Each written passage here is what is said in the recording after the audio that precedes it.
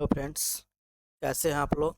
I hope कि आप लोगों की तैयारी बहुत अच्छे से चल रही होगी और एग्ज़ाम बहुत नज़दीक आ चुका है और बच्चे काफ़ी डरे हुए हैं कि किस तरह से तैयारी करें कि एग्ज़ाम में मेरा क्वेश्चन छूटे नहीं। और 4 मार्क्स के क्वेश्चन के लिए तो काफ़ी लोग डरते रहते हैं क्योंकि उनको याद ही नहीं होता है। मतलब जो दीर्घोत्तरीय प्रश्न होता है उनको याद ही नहीं होता है और वो बहुत ही डरे रहते हैं कि कौन सा क्वेश्चन याद करके जाए, कैसे याद करके जाए ताकि मेरा एग्ज़ाम में आ जाए। तो आज हम आप लोग के लिए हिस्ट्री का टॉप 10 क्वेश्चन लेकर आया हुआ जो आपके लिए काफ़ी इम्पोर्टेंट है और आपके एग्ज़ाम में आ जाएंगे, आएंगे ही।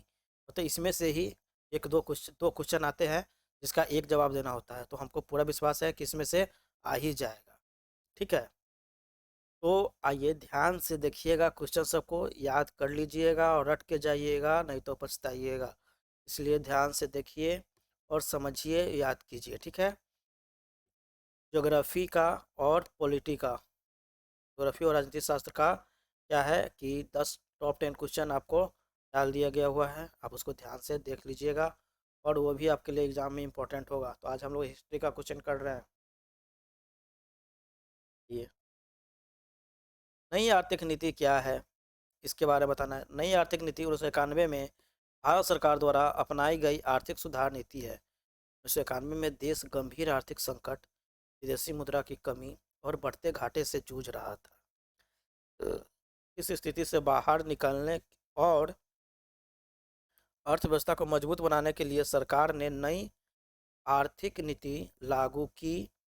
इस नीति के 3 मुख्य आधार हैं: उदारीकरण, निजीकरण और वैश्वीकरण। याद रखिएगा, 3 मुख्य आधार कौन कौन से हैं? उदारीकरण, निजीकरण और वैश्वीकरण। नई आर्थिक नीति का 3 मुख्य आधार हैं: उदारीकरण, निजीकरण और वैश्वीकरण। उदारीकरण के तहत उद्योगों पर सरकारी नियंत्रण कम किया गया। उदारीकरण के तहत क्या किया गया कि उद्योगों पर सरकारी नियंत्रण कम किया गया और लाइसेंस प्रणाली में ढील दी गई। निजीकरण के अंतर्गत सरकारी उपक्रमों में निजी क्षेत्र की भागीदारी बढ़ाई गई और वैश्वीकरण के माध्यम से विदेशी व्यापार और निवेश को प्रोत्साहन दिया गया। इस नीति के प्रमुख उद्देश्यों में आर्थिक विकास की गति बढ़ाना, विदेश पूंजी आकर्षित करना, रोजगार के अवसर बढ़ाना तथा उद्योगों के प्रतिस्पर्धा बनाना शामिल है। हिस्ट्री के काफ़ी मोस्ट इम्पोर्टेंट क्वेश्चन सब लेकर आ रहे हैं आपको, जो कि आपके एग्जाम में लिए काफ़ी ज़रूरत है और उसको याद करके जाइएगा। रोज़ एक दो क्वेश्चन याद कीजिए, आसानी से आपको याद हो जाएगा। ठीक है, काफ़ी कम समय बचा हुआ है आपके पास और इसी में से आएगा ही। आप इसको एक बार देख लीजिएगा, ध्यान 100% लड़ेगा क्वेश्चन। कार्ल मार्क्स की जीवनी एवं सिद्धांतों के वर्णन करें। तो कार्ल मार्क्स जो है 1818 में जन्म हुआ, 1883 में इसकी मृत्यु हो। ठीक है, याद रखिएगा। जर्मनी के महान दार्शनिक, अर्थशास्त्री और समाजवादी विचारक थे। कौन? Karl Marx. उनका जन्म जर्मनी के ट्रायर नगर में हुआ। वे समाज में व्याप्त आर्थिक असमानता से चिंतित थे, आर्थिक असमानता से चिंतित थे। ठीक है, उन्होंने मजदूरों के शोषण के विरुद्ध आवाज़ उठाई। मजदूरों को जो गुलाम बना कर रखते थे लोग, उसको विरुद्ध क्या किए? आवाज़ उठाई। उनकी प्रसिद्ध पुस्तक दास कैपिटल है। हाँ, याद रखिए, दास कैपिटल किसने लिखा था? कार्ल मार्क्स ने लिखा था। ये बात याद रखना है, ऑब्जेक्टिव में आता है ये।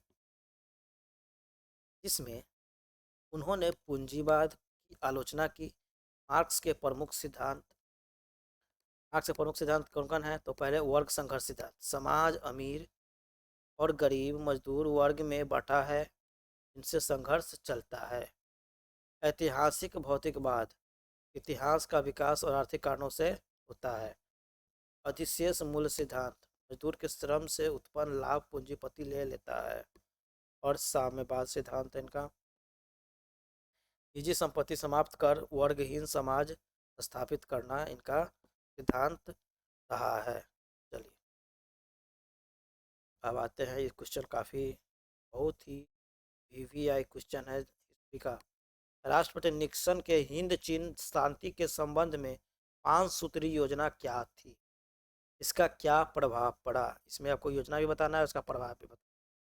तो ऐसे ढंग से लिखिएगा कि आपको एग्जाम में एक नंबर भी नहीं कटे।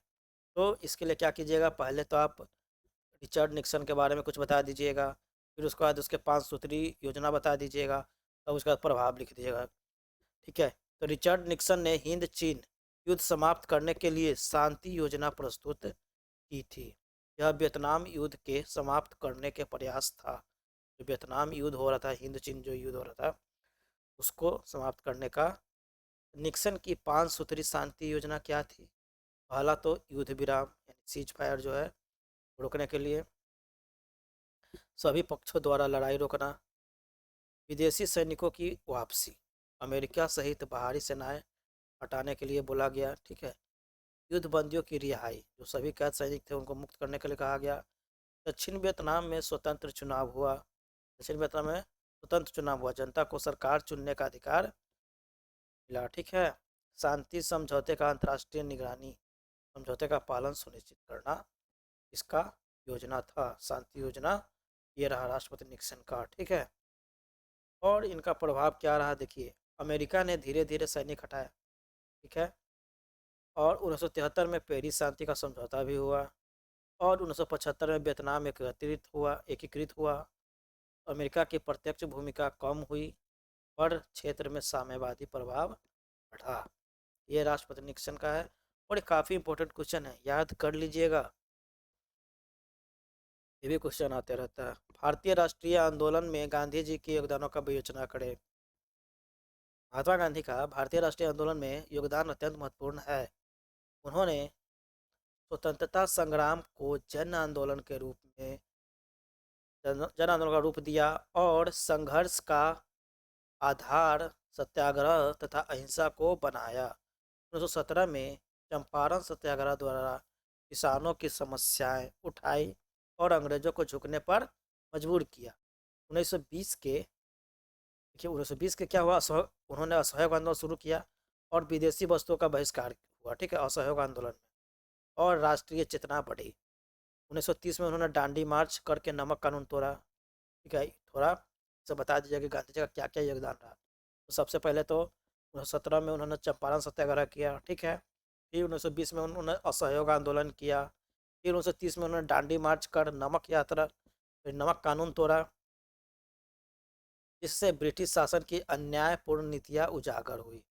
ठीक है। नमक कर मतलब नमक पर टैक्स ले रहे थे। 1942 के भारत छोड़ो आंदोलन में करो या मरो का नारा देकर पूर्ण स्वतंत्रता की मांग कर ली। ठीक है।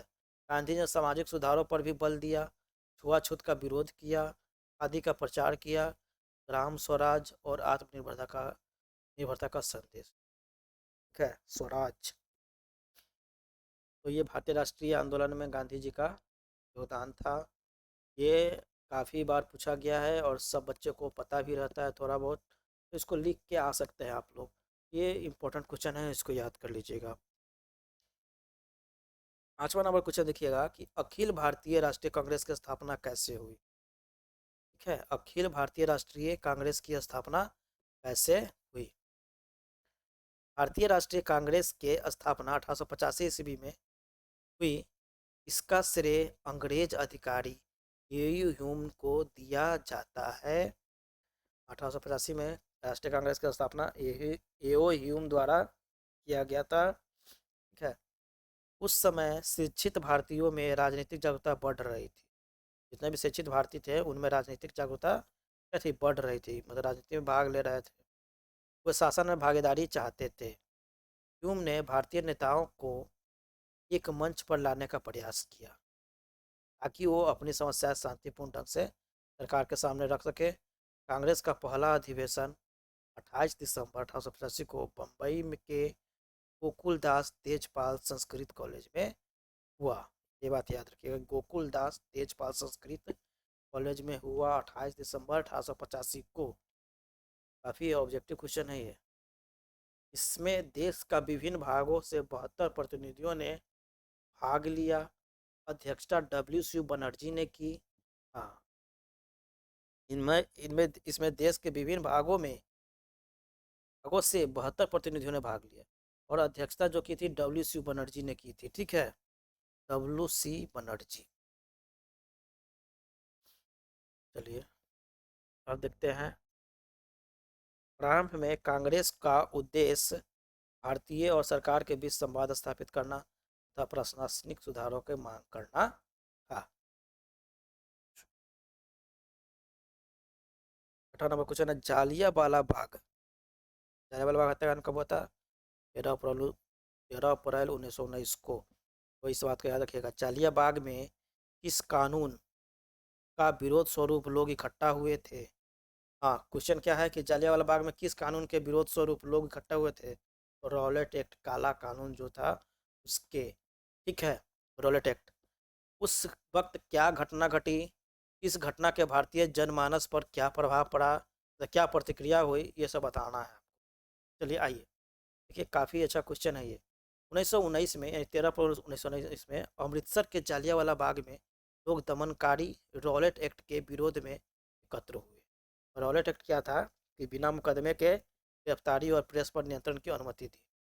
तो आपको बताएगा नहीं कि आपका क्या गलती है, सीधे डायरेक्ट आप पे मुकदमा कर देगा, गिरफ्तारी कर लेगा, ठीक है। और प्रेस पर नियंत्रण कर लिया, उनको फ्री नहीं किया, मतलब उसको बंधक बना लिया। मतलब एक तरह से समझिए कि मतलब वो फ्री तरीका से अपना न्यूज नहीं दे सकते थे। इससे देश भर में असंतोष फैल गया। 13 अप्रैल 1919 में बैसाखी के दिन हजारों स्त्री, पुरुष और बच्चे सभा में मौजूद थे। ब्रिगेडियर जनरल डायर सैनिकों के साथ पहुंचा, निकास मार्ग बंद करवाए और बिना चेतावनी भीड़ पर गोलियां चलवा दी।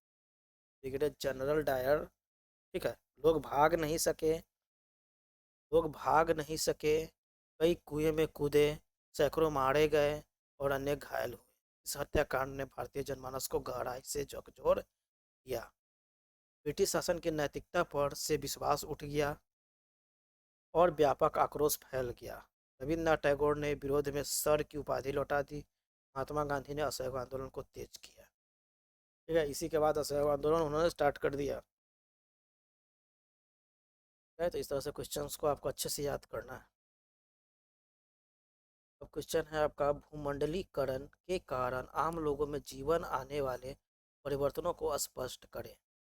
तो भूमंडलीकरण वह प्रक्रिया है जिससे विश्व के देश, व्यापार, तकनीक और संचार के माध्यम से एक दूसरे से जुड़ गए हैं। इसके कारण आम लोगों को जीवन में अनेक परिवर्तन आए हैं। सबसे पहले रोजगार के नए अवसर उत्पन्न हुए हैं, विशेषकर IT, कॉल सेंटर और निजी कंपनियों में। उपभोक्ता वस्तुओं की विविधता बढ़ी है, विदेशी ब्रांड और आधुनिक उत्पाद आसानी से मिलते हैं। संचार और तकनीक का विकास से मोबाइल, इंटरनेट और ऑनलाइन सेवाओं ने जीवन को सरल बनाया है। शिक्षा के क्षेत्र में ऑनलाइन पढ़ाई और विदेशी ज्ञान तक पहुंच आसान हुई है। लोगों की जीवन शैली भी अधिक आधुनिक हुई है, परंतु इसके कुछ नकारात्मक प्रभाव भी है। स्थानीय कुटीर उद्योगों को प्रतिस्पर्धा का सामना करना पड़ा। सांस्कृतिक परंपराओं पर बाहरी प्रभाव पड़ता है और आय असमानता बढ़ सकती है, ठीक है। भूमंडलीकरण का यही है, ध्यान से समझिए कि सबसे पहले रोजगार के नए अवसर उत्पन्न हुए भूमंडलीकरण में, ठीक है। के कारण, भूमंडलीकरण के कारण क्या हुआ कि रोजगार के नए अवसर उत्पन्न हुए, कॉल सेंटर और निजी कंपनियों में, विशेषकर IT, ठीक है। उपभोक्ताओं वस्तुओं की विविधता बढ़ी, विदेश ब्रांडी विदेश ब्रांड और आधुनिक उत्पाद आसानी से मिलते हैं। संचार और तकनीक के विकास, मोबाइल, इंटरनेट और ऑनलाइन सेवाओं ने जीवन को सरल बनाया है। यही सब, शिक्षा को ऑनलाइन, ठीक है, विदेशी ज्ञान तक पहुंच आसान हुई, लोगों में जीवन शैली भी अधिक आधुनिक हुई। 1929 के आर्थिक संकट के कारण और परिणामों को स्पष्ट करें। ये काफ़ी क्वेश्चन अच्छा है। एक 1948 वाला भी कुछ था, उसको भी आप ध्यान से देख लीजिएगा, ठीक है। 1929 के आर्थिक संकट के कारण और परिणामों को स्पष्ट करें। 1929 का आर्थिक संकट, महामंदी, विश्व का सबसे गंभीर आर्थिक मंदी थी। इसकी शुरुआत अमेरिका के शेयर बाजार के पतन से हुई और इसका प्रभाव पूरी दुनिया पर पड़ा। कारण, उद्योगों में अति उत्पादन हुआ, पर लोगों की क्रय शक्ति कम थी। मतलब उत्पादन अधिक हो गया लेकिन खरीदते कम लोग थे, मतलब कम खरीदारी हुई। तो शेयर बाजार में अत्यधिक सट्टेबाजी और उधार लेकर निवेश किया गया। बैंक असुरक्षित ऋण दे रहे थे, जिससे बैंकिंग व्यवस्था कमजोर हुई। आय का असमान वितरण भी एक कारण था। अंतर्राष्ट्रीय व्यापार में गिरावट और ऊंचे आयात शुल्क ने स्थिति और बिगाड़ी। परिणामतः अनेक उद्योग बंद हो गए, उत्पादन घाटा और बेरोजगारी तेजी से बढ़ी। बैंक दिवालिया होने लगे। असुरक्षित ऋण देंगे मतलब बिना किसी गारंटी के ऋण दे देंगे तो बैंक दिवालिया होगा ही। किसानों की आय गिरी और गरीबी बढ़ी। विश्व व्यापार ठप हो गया। कई देशों में राजनीतिक अस्थिरता बढ़ी और कट्टर शासन प्रणालियों का उदय हुआ। इस बात को याद रखना। चलिए धन्यवाद। चलिए आगे बढ़ते हैं इसके आगे। जो देखते रहिए और याद करते रहिए ताकि ताकि आपका अच्छा मार्क्स आ जाए। अगर मेरे वजह से आप लोग का अच्छा मार्क्स आ जाता है तो मैं काफ़ी खुश होऊंगा। देखिए आपको देखिए यूट्यूब पर तो मैं नया हूँ अभी, इसलिए ज़्यादा व्यूज भी नहीं जा रहा है, लेकिन फिर भी आप ध्यान दीजिए नया मैं यूट्यूब पर हूँ, लेकिन एक्सपीरियंस मेरा 12+ ईयर्स का है।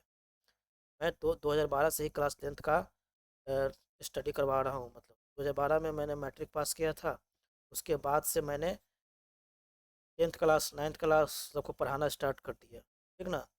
तो 2012 से लेकर अभी तक क्लास ले रहा हूँ सभी का, और हर साल मेरे गेसिंग क्वेश्चन टकराए हैं, और इस साल भी मेरे हिसाब से लग रहा है कि टकरा ही जाएगा, ठीक ना। तो आप हम यूट्यूब पर नए हैं लेकिन एक्सपीरियंस मेरा अच्छा है। आप मेरे पे भरोसा कीजिए और इस क्वेश्चंस को ज़रूर याद करके जाइएगा, ठीक है। चलिए अब 9th नंबर क्वेश्चन देखते हैं कि राष्ट्रीय आंदोलन को भारतीय प्रेस ने कैसे प्रभावित किया। भारतीय राष्ट्रीय आंदोलन में प्रेस ने अत्यंत महत्वपूर्ण भूमिका निभाई। समाचार पत्रों ने देशवासियों में जागरूकता फैलाने और अंग्रेजी शासन की नीतियों आलोचनाओं आलोचना करने का कार्य किया। बाल गंगाधर तिलक के केसरी और महात्मा गांधी के यंग इंडिया जैसे पत्रों ने स्वतंत्रता की भावना को जन जन तक पहुंचाया। क्या इस बात को याद रखिएगा, राष्ट्रीय आंदोलन भारतीय प्रेस ने कैसे प्रभावित किया। तो महात्मा गांधी का जो यंग इंडिया था, बाल गंगाधर तिलक की जो केसरी थी, पत्र जो थे उस स्वतंत्रता की भावना को जन जन तक पहुंचाया। इस बात को लिखना है। प्रेस ने जनता को राजनीतिक अधिकारों, अन्यायपूर्ण कानूनों और दमनकारी नीतियों के बारे में जानकारी दी। इसने लोगों को संगठित किया और आंदोलनों में भाग लेने के लिए प्रेरित किया। अंग्रेज सरकार ने प्रेस पर नियंत्रण लगाने के लिए कड़े कानून बनाए, जिससे इसकी प्रभावशीलता स्पष्ट होती है। प्रेस ने राष्ट्रीय एकता को मजबूत किया और विभिन्न क्षेत्रों में लोगों को एक मंच पर जोड़ा, ठीक है। अभी तक 9 क्वेश्चन कर लिए हैं। एकदम बहुत ही टॉप, क्या बोलते हैं, इम्पोर्टेंट क्वेश्चन है, टॉप क्वेश्चन है, टॉप फर्स्ट वीवीआई क्वेश्चन है, आने वाले क्वेश्चन से, इसलिए इसको जरूर याद कर लीजिएगा। अब आता है उपनिवेशवाद से आप क्या समझते हैं। औद्योगिकरण ने उपनिवेशवाद को जन्म दिया कैसे। तो उपनिवेशवाद वह नीति है जिसमें कोई शक्तिशाली देश किसी कमजोर देश पर राजनीतिक, आर्थिक और सांस्कृतिक नियंत्रण स्थापित करता है। अगर कोई कमजोर देश है तो क्या करता है कि वो जाके अपना राजनीतिक, आर्थिक और सांस्कृतिक नियंत्रण स्थापित कर लेता है। मतलब वो अपना प्रचार प्रसार करेगा, वो अपना कंपनी वहाँ पे बैठाएगा, ठीक है। जैसे ब्रिटिश इंडिया कंपनी ने मतलब क्या किया था, अब जान ही रहे हैं कि कंपनी की वजह से ही हम लोग का देश गुलाम हुआ था, और उसके संसाधनों का अपने हित में उपयोग करता है। औद्योगिकरण और उपनिवेशवाद का संबंध 18वीं-19वीं शताब्दी में यूरोप में औद्योगिक क्रांति हुई।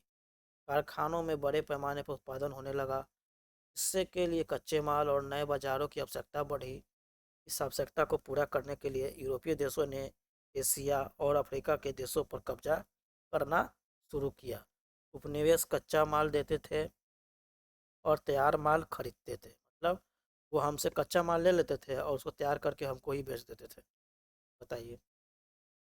साथ ही सस्ती श्रम शक्ति, मतलब काफ़ी कम पैसों में काम करवाते थे और निवेश के अवसर भी मिलते थे।